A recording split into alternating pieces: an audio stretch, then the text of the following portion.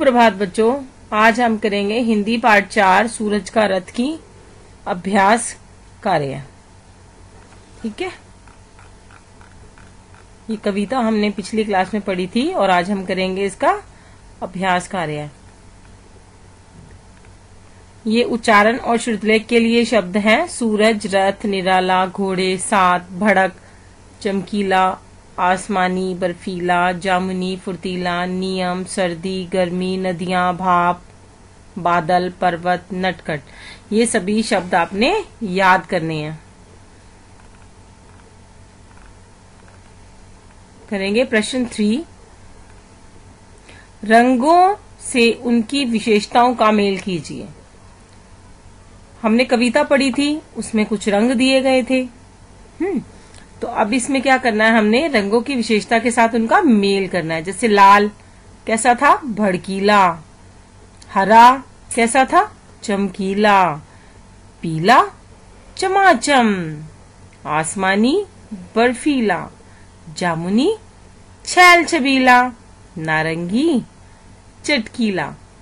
तो इन सभी रंगों की विशेषताओं के साथ उनको क्या करना है, हमने मेल करना है। और आप ऐसे लाइन लगा के मेल नहीं करेंगे, ऐसे नंबर्स में लिखेंगे।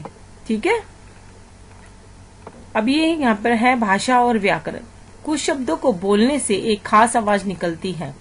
पशु पक्षियों की आवाजों के लिए हम अलग अलग शब्दों का प्रयोग करते हैं, जैसे कुत्ता भौं भौं, तोता टाई टाई, बकरी मैं मैं, बिल्ली म्याऊ म्याऊ। कविता में कुछ इसी प्रकार के ध्वन्यात्मक यानी कि विशेष ध्वनि वाले शब्द आए हैं। नीचे दिए गए वाक्यों के खाली स्थानों में उपयुक्त शब्द लिखिए। जैसे सरपट, गटागट, पटपट, खटपट, टप टप। तो इसमें कुछ हमारे वाक्य दिए गए हैं और खाली स्थान है, तो उसमें हमने इनको भरना है शब्दों को। जैसे उसे बहुत प्यास लगी थी, वह पानी गटागट पी गया। जब प्यास लगती है तो पानी कैसे पीते हैं, जल्दी जल्दी से पी जाते हैं ना, तो उसको बोला जाता है गटागट।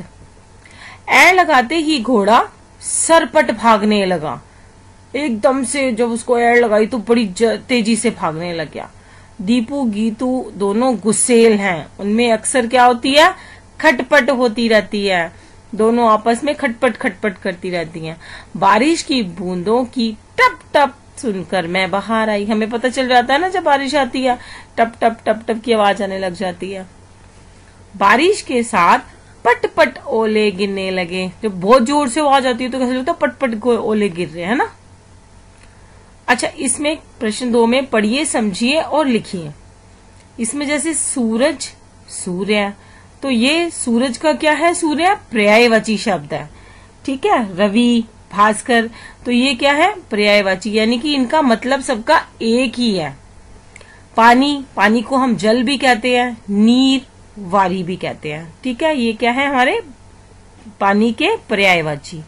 नदी, सरिता, वाहिनी, तटनी, ये हमारे नदी के पर्यायवाची हैं। बादल, घन, मेघ, जलद, ये बादल के पर्यायवाची हैं। पर्वत, पहाड़, शिखर, गिरी, ये पर्वत के हैं।